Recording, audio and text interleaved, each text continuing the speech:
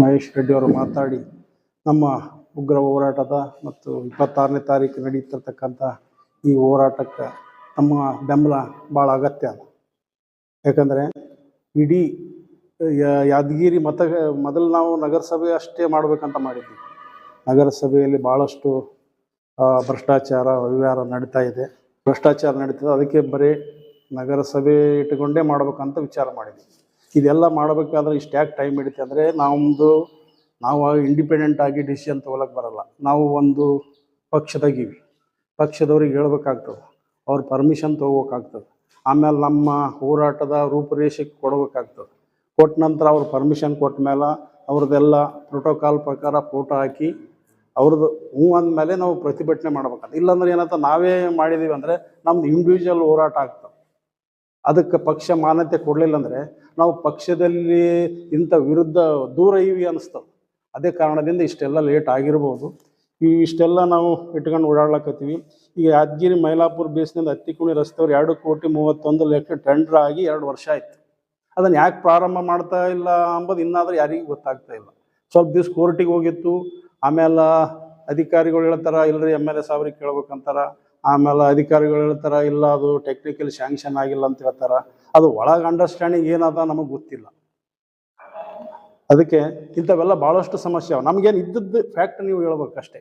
ಎದಕ್ಕೆ ಆಗ್ತಾ ಇಲ್ಲಪ್ಪ, ಏನು ಕೋರ್ಟ್ನಾಗ ಇತ್ತು ಆಯಿತು, ಇದು ಇಲ್ಲಪ್ಪ ಅದ್ರ ಟೆಕ್ನಿಕಲ್ ಅಪ್ರೂವ್ ಆಗಿಲ್ಲೋ, ಏನು ಫೈನಾನ್ಷಿಯಲ್ ಅಪ್ರೂವ್ ಆಗಿಲ್ಲೋ, ಯಾವುದೇ ಒಂದು ಕ್ಲಿಯರಿಟಿ ನಮಗೆ ಕೊಡ್ಬೇಕಾಗ್ತದೆ.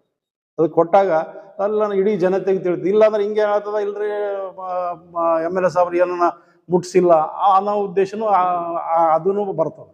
ಅದಕ್ಕೆ ಅವನು ಕಾಂಟ್ರಾಕ್ಟರ್ ಕೇಳಿದರೆ ಅವರು ಹೇಳಂಗಿಲ್ಲ.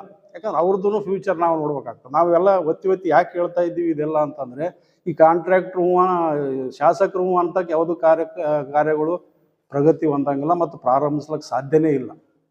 ಅದಕ್ಕೆ ನಿಮ್ಮದೆಲ್ಲ ಸಹಕಾರ ಈ ಹೋರಾಟಕ್ಕೆ ಇರಲಿ. ನಾವು ಫಸ್ಟ್ ಟೈಮ್ ಇಬ್ಬರು ದಿವಂಗತ ವೀರವಸಂತ ರೆಡ್ಡಿ ಮುದ್ನಾಳ್, ವೆಂಕಟರೆಡ್ಡಿ ಮುದ್ನಾಳ್ ಹೋದ ನಂತರ ಒಂದೇನೋ ಕಾರ್ಯಕ್ರಮ ಹಮ್ಮಿಕೊಂಡಿವಿ. ಏನಾದರೂ ಅಲ್ಪ ತಪ್ಪುಗಳಾದ್ರೂ ಮನ್ನಿಸಿ ನಮ್ಮ ಹೋರಾಟಕ್ಕೆ ನೀವೆಲ್ಲ ಬೆಂಬಲ ಕೊಡ್ರಿ. ಇನ್ನು ಮುಂದಿನ ದಿನಗಳಲ್ಲಿ ನಾವು ಇನ್ನೂ ಹೆಚ್ಚಿನ ಹೋರಾಟವನ್ನು ಮಾಡ್ಲಿಕ್ಕೆ ಪ್ರಯತ್ನ ಮಾಡ್ತೀವಿ. ಏನು ತಪ್ಪಿರ್ತದ ಅದಕ್ಕೆ ನಾವು ಸ್ಪಷ್ಟನೆಯಿಂದ ಹೋರಾಟ ಮಾಡ್ತೀವಿ. ಅದು ಚಲೋ ಕಾರ್ಯ ಮಾಡಿದ್ರೆ ಚಲೋ ಕಾರ್ಯ ಮಾಡ್ಯಾನ ಅಂತ ಹೇಳ್ತೀವಿ. ಇದೇನು ಶಾಸಕರು ಎಲ್ಲ ಮಾಡಿ ಸೀದಾ ಸುಮ್ಮನೆ ಒಂದು ವಿಸಿಟ್ ಮಾಡ್ಬೇಕಪ್ಪ, ಎಲ್ಲಿ ಆಸ್ಪತ್ರೆಗೆ ವಿಸಿಟ್ ಮಾಡಿ ಸಾರ್ವಜನಿಕರು ಹೋಗ್ತಿರ್ತಾರೆ. ಮಾಡ್ತಾರೆ ಅಂದ್ರೆ ಡಾಕ್ಟ್ರುಗಳನ್ನ ಹೆಚ್ಚಿರ್ತಾರೆ, ಅಲ್ಲಿರ್ತಕ್ಕಂಥ ಸ್ಟಾಫ್ರು ಇಷ್ಟೇ ಮಾಡಲಿ, ಏನು ದುಡ್ಡು ಕೊಡೋದು ಬೇಕಾಗಿಲ್ಲ. ಇಲ್ಲಪ್ಪ ಶಾಸಕರು ಸಟ್ನ ಬರ್ತಾರ ಏನಾದರೂ ಕೇಳ್ತಾರ ಅನ್ನೋ ಭಯನವರಲ್ಲಿ ಇರ್ತದೆ. ಯಾವುದೋ ಒಂದು ಆಫೀಸಿಗೆ ಹೋಗು, ತಹಸೀಲ್ ಆಫೀಸ್ದಾಗ ಹೇಳಿದರು. ಮತ್ತು ಸರ್ವೆ ಆಫೀಸ್ ಇಂಟರ್ನೆಟ್ ಚಾಲುವೇ ಇಲ್ಲ ಅಂತಾರೆ. ನಾನು ಒಂದು ಫರ್ಮ್ ರಿಜಿಸ್ಟ್ರೇಷನ್ ಮಾಡ್ಬೇಕಾದ್ರೆ 3 ತಿಂಗಳಾಯ್ತು. ಅದು ಇಲ್ರಿ ಅದು ಸರ್ವರೇ ಬರ್ತಾ ಇಲ್ಲ ಅಂತ ಹೇಳಿದ್ರು. ಈಗ ನಿನ್ನೆ ಒಂದು ಮಾಡಿಸಿನಿ, ಒಂದು ಫರ್ಮ್ ರಿಜಿಸ್ಟ್ರೇಷನ್ ಮಾಡಬೇಕಾದ್ರೆ ಅದು ಸರ್ವರೇ ಇಲ್ಲ ಅಂತ ಹೇಳ್ತಾರೆ. ಮಾಡ್ತಾರ ಆಗಾಗದ್ರಾಗೆ ಬಂದಾಗಿಬಿಡ್ತಾರೆ. ಅಂದ್ರೆ ಇಂಥ ಸಮಸ್ಯೆಗಳು ಭಾಳ ಇಡೀ ರಾಜ್ಯದಲ್ಲಿ ಇರ್ಬೋದು. ನಮಗೆ ಗಮನಕ್ಕೆ ಬಂದದ್ದು ನಾವು ನಿಮ್ಗೆ ಹೇಳ್ತಾ ಇದ್ದೀವಿ.